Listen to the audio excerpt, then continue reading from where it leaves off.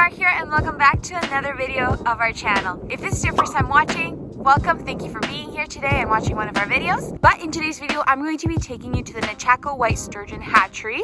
I was able to receive a private tour by Jorden. Jorden works at the hatchery and she's been kind enough to take some time off her work to give me this tour. So thank you, Jorden, for that. But anyways, if you haven't subscribed to our channel, please do so. Hit the red button and the notification bell so you'll be notified when we upload new videos. So right now, let's get on with the tour. So it's pretty loud in there. What I'll get you to do is inside there's like a little pool of disinfectant. I'll just get you to dip your shoes in and then we'll take them off. I've got Crocs and then we'll put on Crocs. I wear gum boots, whatever. And then I'll get you to sanitize your hands. That should be good. And then we just won't put anything in the tanks. For sure. Before we carry on with the video, I wanted to let you guys know that inside the hatchery it's going to be pretty loud in there because of the filters running. I tried to reduce the sound as much as possible, so I hope you guys can hear to what Jorden has to say. So we're going to have chicken generations of fish here. We've got last year's 2021 fish, and then we have 2020. So we keep them for 2 years. And so as they grow, they'll move down slowly, get bigger. We document all their weight gain. So we measure the biomass in each tank and then how much feed they get on that. So you'll actually see that growing every day in our system. It's really cool. And so down close to the end here, we have our younger fish from last year. And then at the end, we'll have the fish that'll get released in June. Oh, wonderful. Yeah. So these are our last year's fish, and so they're marked based on size at this point. And so we separate them. But each year, what happens is we have the families are separated by females. So we separate the females' eggs, but they're fertilized with every male's eggs. And we do that to just increase the amount of genetic diversity, which is really great. And so these will be separated into families until they're pitch eggs. Pitch eggs are an individual tag that each fish gets. They give them an individual number, which you've probably seen when you release fish.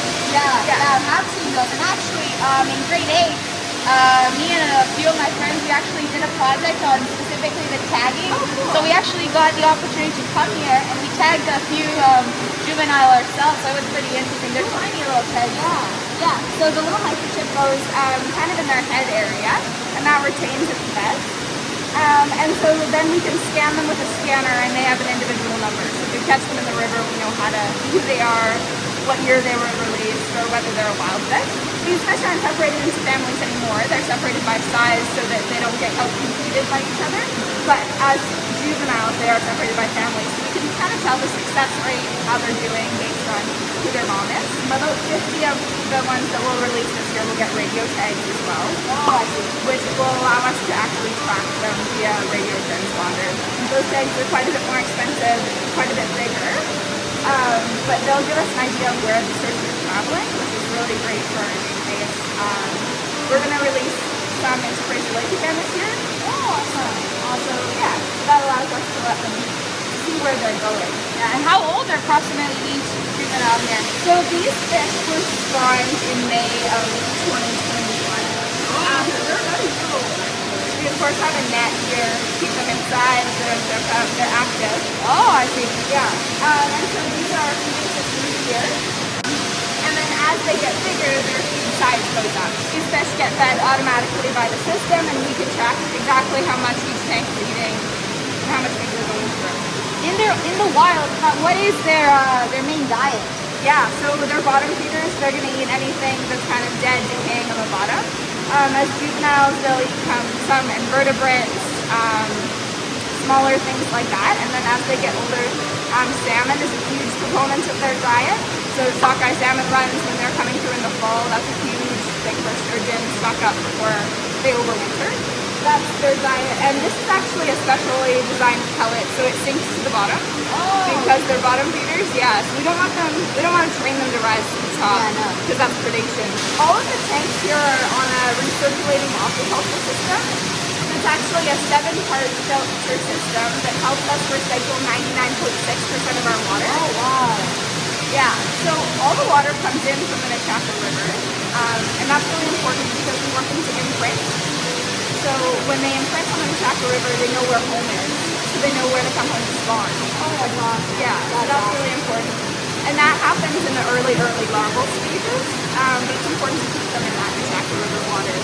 We've got probes that are checking the pH, the oxygen levels in each tank as well. Yeah, and it's all great.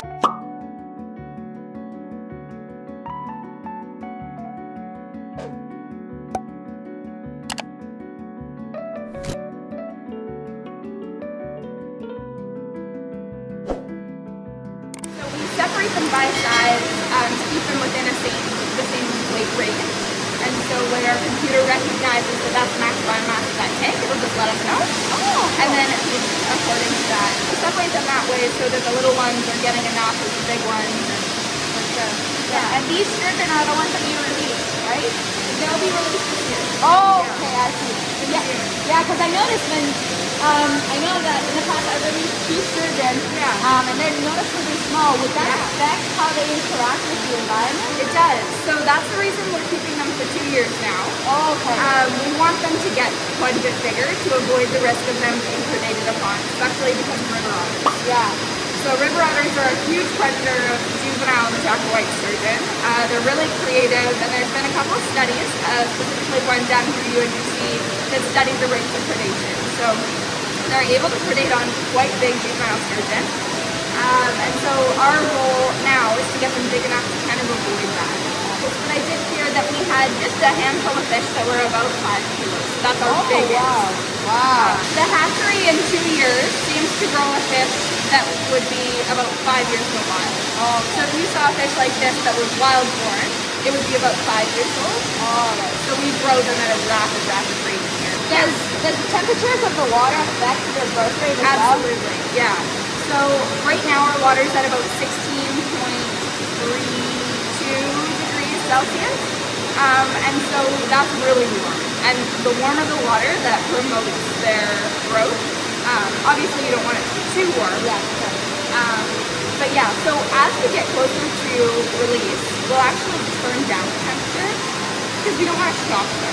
Yeah, sure. Yeah, so we reduce their feed and the weeks before their release, and we reduce the temperature to just get them to adjust to like a period of not starvation, but less reduced feed and cooler temperatures. We're planning to have a release event again this year. Oh, that's wonderful. I was actually curious because I know I think the last couple of years because of the pandemic, I don't think schools were able to. So it was kind of disappointing because I know everybody loves the releasing sturgeon. It was quite a memorable experience for me, so that's good that.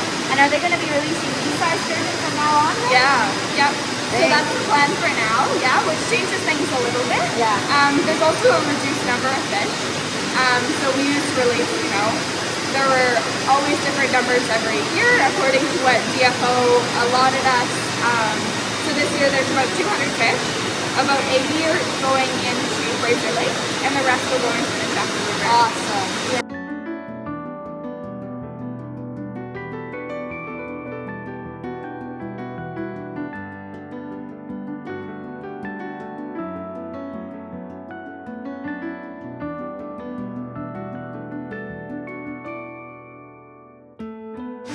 Now I heard that this species goes back years ago. Absolutely. Compared to prehistoric, are there still similarities or any differences compared? They're quite similar. So that's something that's really interesting is if you look at what sturgeon look like. Obviously they've changed to adapt, but Nechako White Sturgeon notoriously have a very long nose compared to like Fraser White Sturgeon. And so these are a genetically distinctive population of the species, which is really interesting. And so Trans-Montana Sturgeon across the mountains that's a translation of their scientific name. So absolutely they've come to adapt, and obviously they've had to adapt lots with the dam as well. But yeah, they're quite similar, and they're like prehistoric scoots. So those are the bony structures along their sides and their dorsal. And so in the tanks here, they're a little bit dull, but in the wild they'll actually grow out and they're quite sharp. Oh, like very, very sharp. So that helps them prevent protect themselves against predation as well. They like, is the white sturgeon the one species that you'll find here, or are there other species that we could find in our area? So it's the only species. So the white sturgeon is the species, and then there are a few distinct populations.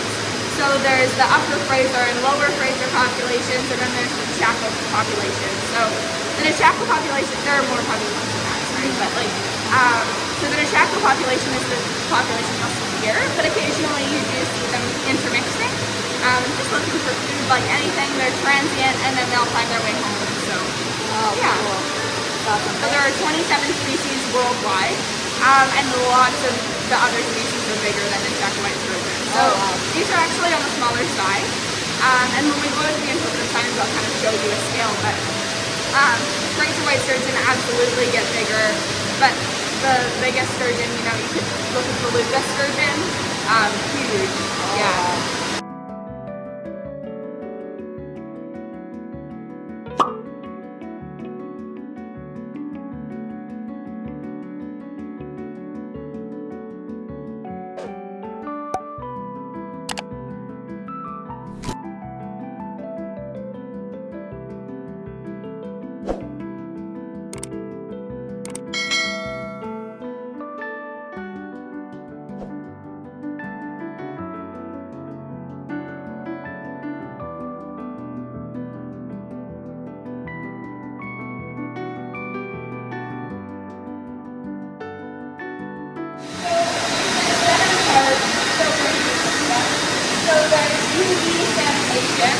There's a solid filtration, so taking out any bits and pieces.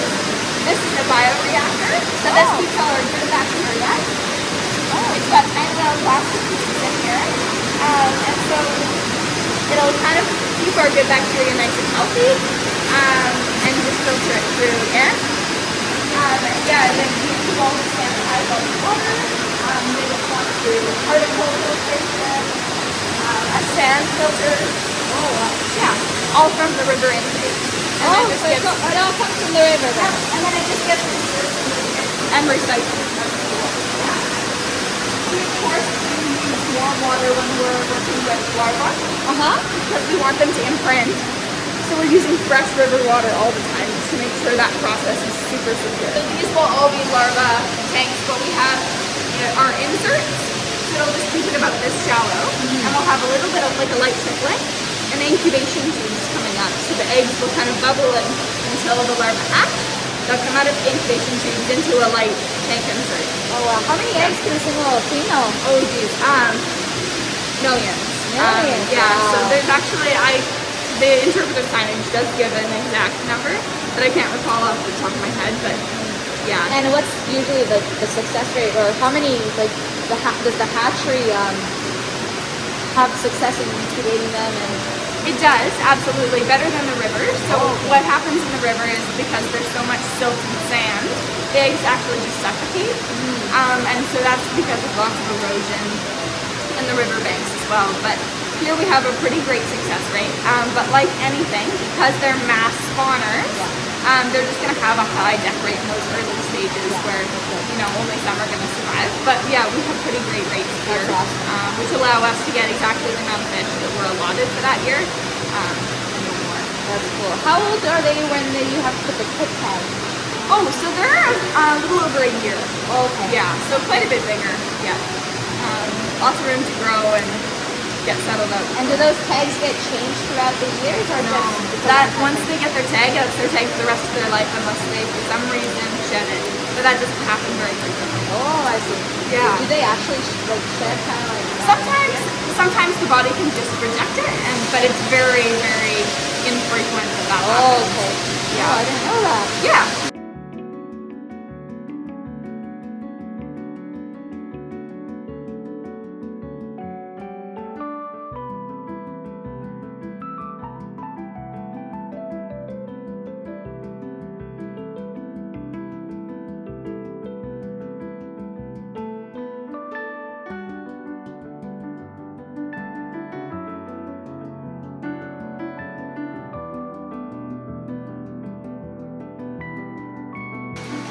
Yeah, just about 25 years. Wow. 24. My goodness. goodness. Yeah. So very large sturgeon. This trailer tank is actually what we bring large adult sturgeon back from the field in. So it comes back to oxygen, we fill it up with water. We'll transfer them from a gurney from the river into the tank and then bring them back here.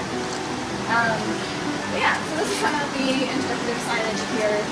It gives you a more in-depth version of some of the things we went into, the purpose of the nitrogen cycle and the bioreactor, and then some of our fish of fame. Fish of fame. Yeah. Wow. Last year we caught the largest Nechako White Sturgeon on record. So this is Seketi. Obviously a very large fish, 335 pounds. Wow. Yeah. Big. Yeah, so 2.9 meters. Nechako White Sturgeon kind of max out at about 3 meters.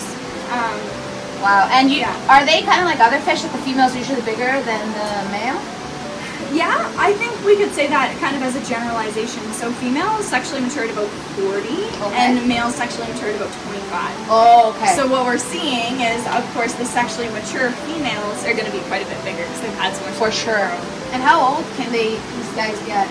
So we're saying about 100 Wow. years old. That's what we assumed Seketi was. Yeah, the issue with that is once they kind of get over 100 years old, they're maybe a little bit too big for our gear to catch them. Oh, yeah. Yeah, we have processes to age them, and so we inject them with dye, and then after 10 years, if we catch them, after that injection, then we'll actually take what's called a fin ray, which is a sample of their pectoral fin, and it shows lines of growth. So it shows what are called annuli, which is just like trees. So they gain one for every year. And so, yeah. Cool. Well, I was just going to ask you, how can you determine the age of these beasts? Yeah, absolutely. So that's what we do. And the dye is to just reconfirm that process, right? So if we know there's 10 years between when the fin ray was taken and when the dye was given, we can tell for sure there's 10 lines here. So that's awesome. And was she one that was raised by the hatchery, or was she one from the wild? Yeah, one from the wild. So anything this big is definitely wild. Yeah, the sturgeon raised in the hatchery are not quite this big yet. So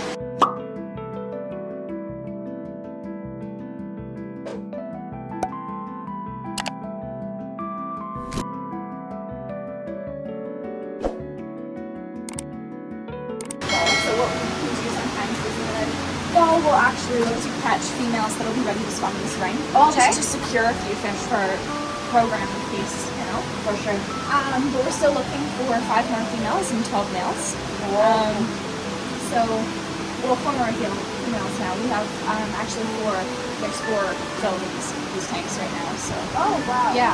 And do you guys, I know, for example, we have koi, so we have to bring them in for the winter. Do you guys have to do that as well with sturgeon? Yeah. So if we keep anything over from winter, it'll be something we caught in the fall, or something that maybe wasn't ready when we did spawn, eggs were reabsorbed or something. We'll move them into our adult holdings. Okay. In there, yeah. So no ice, but it still gets down to river temperature. So we don't feed them through or warm them up. We just hold them in that tank.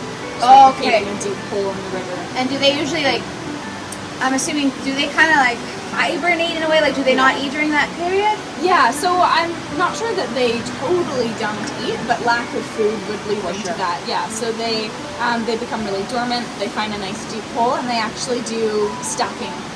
So a whole bunch of sturgeon will gather into the same hole and just kind of stack on top of each other.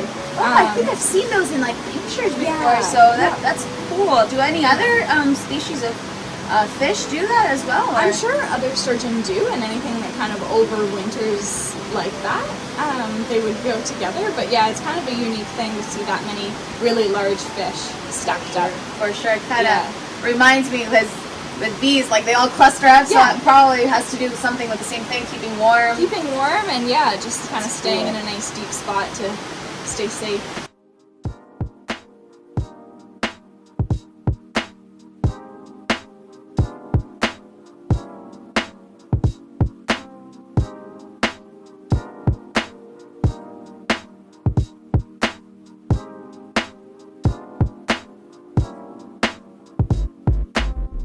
Once again, I want to thank you so much for this tour, for taking your time off from your job to do this. I truly appreciate it. But how long have you been working in this hatchery, and what do you love the most about it? Yeah, so I've been working here seasonally since 2019, so this is my 4th year. And there are definitely some top 10 moments. It's amazing to watch them grow. So I do this while I'm doing my university degree, so I take a little bit of time off in the winter time. And when I come back to see them grow, getting that full cycle is absolutely amazing. I love being on the water, getting to sample sturgeon, see them in the wild, and then catch sturgeon that we've released from here. So yeah, it's really amazing to be part of this conservation effort, and it's really amazing to engage with the community too, that is so enthusiastic about their conservation. For sure. I remember when this building, you know, I was super young, but I still remember when this building was being built and everybody was so excited about it. So what can you tell me about what is the main goal for this conservation? Basically, not only to preserve the sturgeon, but what is the main goal other than preserving this endangered species? Yeah. So since 2006, there have been sturgeon conservation projects that have released juvenile sturgeon into the river.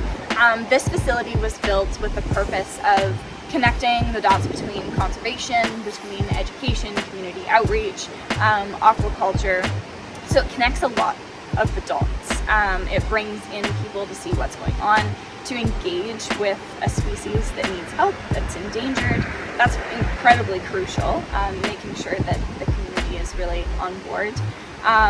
Yeah, and this facility just draws all the connections, and so we have a sturgeon curriculum that is being taught in schools that teachers can take and adapt in their classroom. And then we're actually putting fish into the river to try and just rebuild that population. So that's awesome. And I know you mentioned that education involved in part of this, so is the hatchery planning, because I know it's temporarily closed to the public due to health reasons, but is the facility going to do those sturgeon release for students as well? Yeah, so we're doing a sturgeon release in June, so that's really exciting. We'll make a big announcement, have classes there, so that's really exciting to have that back. We're not totally open for tours yet at this point, but we will absolutely make a big announcement. I know that I have lots of calls to make to people who are very excited to come back. For sure, I feel like everybody's going to be excited again, because it's a very memorable, very memorable experience. Not to mention that if you go to their website, which by the way I'll leave it down in the description below, you can actually look at your sturgeon and how's it doing. So I find that absolutely awesome. I saw a picture of me holding my little sturgeon. Hasn't been recaptured yet, but I can't wait to see where it goes. And finally, you know, there's a lot of behind the scenes when it comes into this amazing animal, amazing fish. But what can ordinary people, you know, everyday people like me and myself, or even youth, can do to help with the preservation of this species? Absolutely. The number one thing is to be engaged, to know what's going on, to know the events that are going on. Connect with other initiatives. There are lots of great initiatives out there that are working to preserve the Nechako watershed as a whole. So you've got the Nechako Watershed Roundtable, you've got the Rivershed Society of BC. There are lots of great initiatives that want to work together to help preserve watersheds in BC. And clean up, you know, if you see some garbage on the river, make sure you're cleaning up that. Pay attention to your surroundings, you know, the water levels, how warm things are. You know, if you're seeing changes in your environment, it's very likely that other people are seeing those too. So yeah, pay attention and be engaged, and when we can have you back here, we'd love to. Awesome. So again, thank you so much for this opportunity, and well, please, if you're visiting Vanderhoof when this hatchery opens, come visit the hatchery. Ask for Jorden. She has done a wonderful job. She's given me an awesome tour, and I definitely learned a lot, so thank you so much for that. Thanks so much. Thank you so much for watching this video. I hope you guys enjoyed it. I know I did. I learned quite a lot about not only the hatchery itself, but sturgeon. And I also want to thank Jorden for taking some time off to do this tour for me. So thank you so much, Jorden, for that. I truly appreciate it. She went over the top, guys, so if you ever come to Vanderhoof to visit the hatchery, right now it's closed to the public, but when it opens again, if you guys come to Vanderhoof, please ask for Jorden. She did a wonderful job with this tour, so thank you so much for that. If you like this video, please give it a big thumbs up, and also share this video with your friends and family to show them a little bit of knowledge about the white sturgeon. Don't forget to follow us on our socials at beesrfunny, and finally, don't forget to hit that red subscribe button and the notification bell so then you'll be notified whenever we upload a brand new video. My name is Iara, and this is beesrfunny. Bye guys!